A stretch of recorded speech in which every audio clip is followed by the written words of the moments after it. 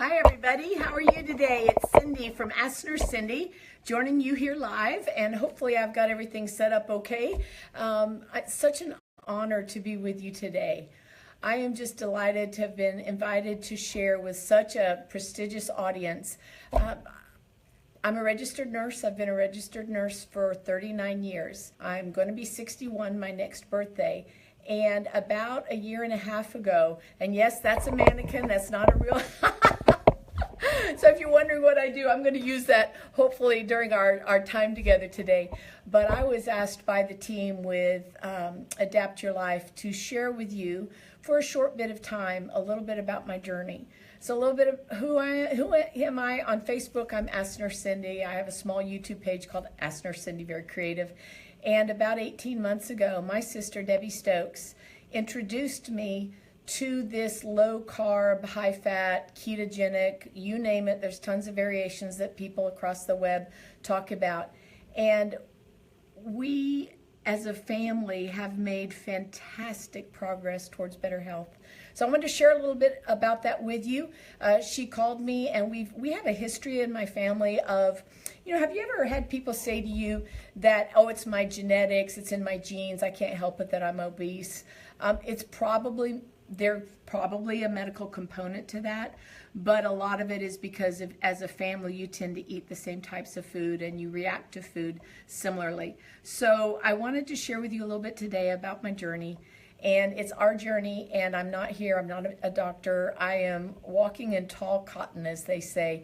So when they contacted me and asked me to speak to you today, I was like, are you sure you're talking to the right person? Because they've had so many amazing clinicians, researchers, PhDs, doctors on this event on Fridays when they do the Facebook Lives. So I'm humbled and I'm honored. So let me tell you a little bit about what we as a family have done. So my sister Debbie Stokes called and she goes, Cindy, I've been doing this low carb thing. I'm like, oh my God, because really, if you are a carb addict, you don't want to hear this. You do not want to hear this message. And carbohydrates are actually very addictive. They truly are. Glucose is absolutely necessary for life. Carbohydrates are not. Our bodies are so smart and so intelligent that they can make glucose. It's called gluconeogenesis. Glucose, new genesis, to create. So it can create its own glucose. We don't need to eat carbs. There's no essential carbs. But at the time, I was heavily carb addicted. I was eating every couple of hours. It's like I needed my hit every couple of hours. And she sent me this video by Dr. Sarah Hallberg. And it was, what if we've been treating type 2 diabetes wrong this whole time? She's in the blue pants. It's a TEDx talk. And I listened to it and I watched it. And the more I watched this video, I think I might have watched it twice, I called my sister back. I said, oh no, I am so upset at you because this makes so much sense clinically. This makes so much sense clinically. And so we started the journey and we are down as a family. I counted it up today. If any of my family's on the podcast with us today, we are down 754 pounds, I think. I printed it out because I wanted to be able to show you guys what we're doing. So let me show you. Here's my list of who's lost what. And it's, 705 pounds. So we've lost as a family 705 pounds. My brother Steve Davis has, thank you for the hearts and the love. He's lost over 100 pounds. I've lost 70. My daughter Rachel D., who's a type 1 diabetic and pregnant, going into her third trimester, insulin dependent, has lost about 35. My daughter Lauren, 25. My 83 and 84-year-old mom and dad have lost between 55 and my dad about 30. Let's see, who else? My brother Mike, 70. You name it, we have accomplished it. How have we done it? First, community. First, it's so much easier if you can do it as a community. And it doesn't have to be necessarily physical community, but this type of community. I hope you share this video on your own Facebook page. I hope you subscribe to this channel. After Dr. Sarah Hallberg, my introduction to her via that TEDx talk, my next clinician that I really embraced in the sense of learning from him was Dr. Eric Westman. And I got to meet him at the Low Carb KC event a couple of months ago. I probably scared him. He probably thought I was some stalker. I told him, I said, I'm 60 years old, I'm happily married, but I have a huge clinical crush on you. What that means to me as a nurse, I'm research driven. I work in the wound care field or wound healing field, and I understand the power of sound evidence-based medicine. I understand the power of looking into data, leaning into the data and using that to guide your decisions as to how you care for people. And so as I listened to his different podcasts, as I got exposed to folks like Dr. Jason Fung and gosh, I've got these different books, the Tim Noakes Foundation. If you don't have this book, sorry, it's backwards. It says Diabetes Unpacked. This is some, you can see I've got all my little highlights there. There's so many things to learn. So let me tell you a little bit about why low carb for us as a family has been life-changing. It's been revolutionary, and it can be revolutionary for you too. So let me pull my little friend over here a little bit closer, and I'm going to try to angle the camera up a little bit. And let's talk about what happens in our body when we eat. So there's 3 macronutrients, and I know this is going to be a little hard. I'm going to take the lungs out, so pardon me while I do a pneumonectomy here. And for you that aren't, that was a joke. So what we have is we have our mouth, of course, and we chew food and we swallow it. It goes down our esophagus and it goes into our stomach, which is hard to see here. And our body's going to digest that. And as it digests that, the proteins are broken down into amino acids, and try to get it back over here where you can still see it. The proteins are broken down into amino acids, and the fats are broken down into fatty acids, and the glucose, which we've eaten in the form of carbohydrates, the carbohydrates break it down into glucose. And so what happens is once it's broken down into glucose, it comes out of our small intestines and it goes into our bloodstream, and it's escorted out via insulin. And insulin's a hormone that, in response to an elevation of glucose in our bloodstream, our body wants to have everything tightly controlled, our temperature, the pH of our bloodstream, how much sugar's in our blood. And so when the blood sugar in our bloodstream goes up because we've eaten carbohydrates, there's a text message, a Twitter goes on, and it twitters to the pancreas, hey, incoming glucose, incoming carbs, she did it again. And so insulin comes out of the pancreas and it says to the glucose that's too high in our bloodstream, it says, hey, let me help you, and I'm going to take you where you need to go. And the first thing it's going to do is it's going to offer it to the liver in case it needs to store some glycogen, and then to the muscles. Well, if you're eating every couple of hours like I was, and you were consuming carbs every couple of hours, my muscles don't need it. My liver's like stuffed full. It doesn't need it either. So the last place that it puts it is in a savings account, and that savings account is our fat.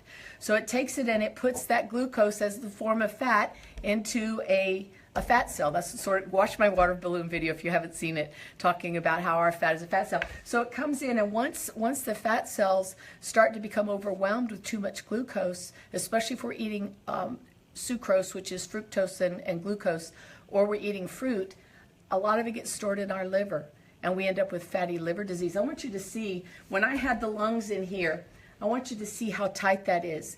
Our diaphragm separates our thoracic cavity from our abdominal cavity. And when this liver starts to become congested with fat because we're eating too many carbohydrates, we were never designed to eat the level of carbohydrates we eat today. We were never designed to be able to handle processed food. There was no drive-through when we were created. So when we eat in excess of what we need, and we don't need any, there are essential amino acids, that comes from protein, have to get protein in my body. There are essential fatty acids I can't produce inside my body, so I have to take in certain amounts of fat. There are no essential carbohydrates. During times of famine, what happens? So during times of famine, before we had refrigeration, before we had a lot of those things that make life very convenient. I heard a quote the other day on a podcast I was listening to.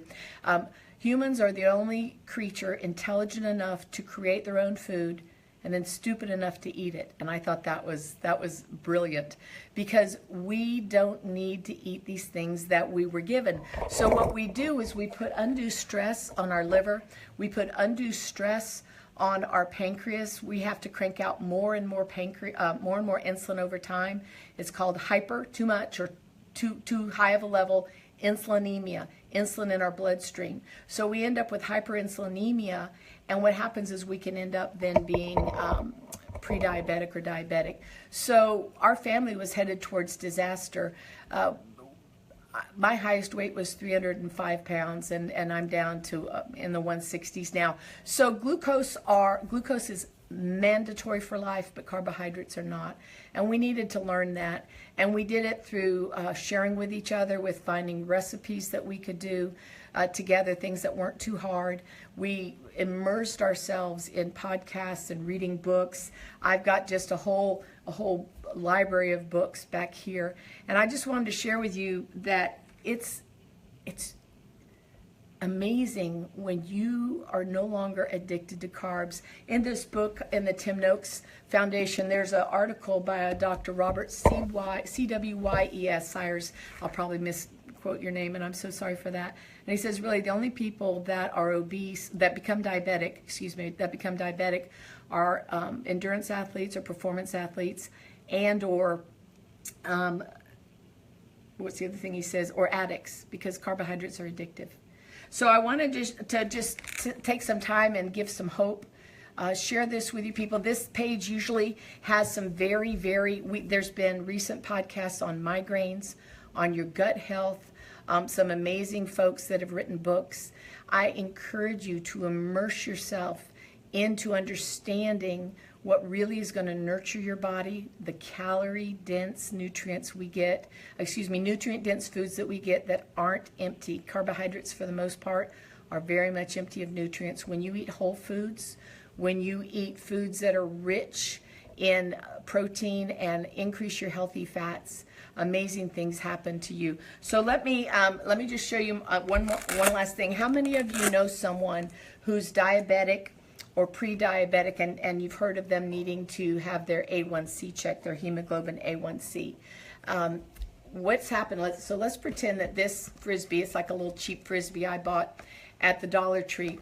Let's pretend that this is our red blood cell. Now, our red blood cell is responsible for carrying oxygen to our body.